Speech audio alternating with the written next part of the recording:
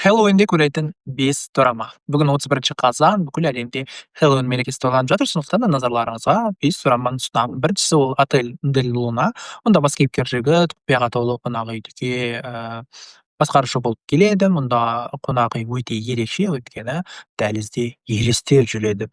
Қонақ үйдің иесі суыққанды қыз, ол 1000 жыл бұрын өзінің бір қателігіне байланысты қарғысқа ие болған. Өте қызық драма, көруге кеңес беремін.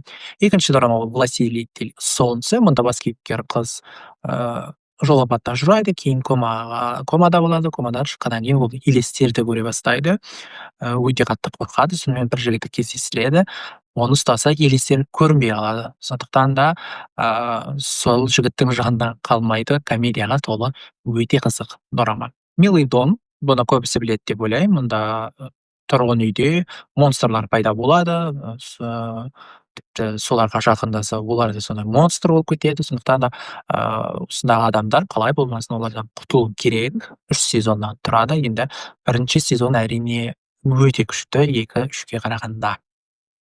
Төртіншісі ол Гость, өте қатты ұнайды. Мұндағы бас кейіпкерлер детектив, бақсы және дін қызметшісі. Олардың кішкентай кезінде ата-аналары жандардың қолдарынан, солардың кесірінен өмірден өтіп кетеді. Мінекей үшеуі үлкейгеннен кейін енді солардан келе ала бастайды. Адамдардың ішіне жын кіріп кеткендерді қалай болмасын құтқару керек. Бесіншісі, соңғысы ол зомби детектив.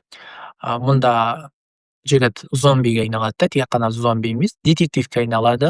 Қасындағы қыз екеуі бірігіп көптеген түрлі қылмыстарды бірге ашу керек. Бұл көбінесе комедия жанрындағы драма. Сонымен осы 5 драма, қай дораманы көрдіңіздер жаза кетіңіздер. Хэллоуинмен құттықтаймын ба, құттықтамаймын ба?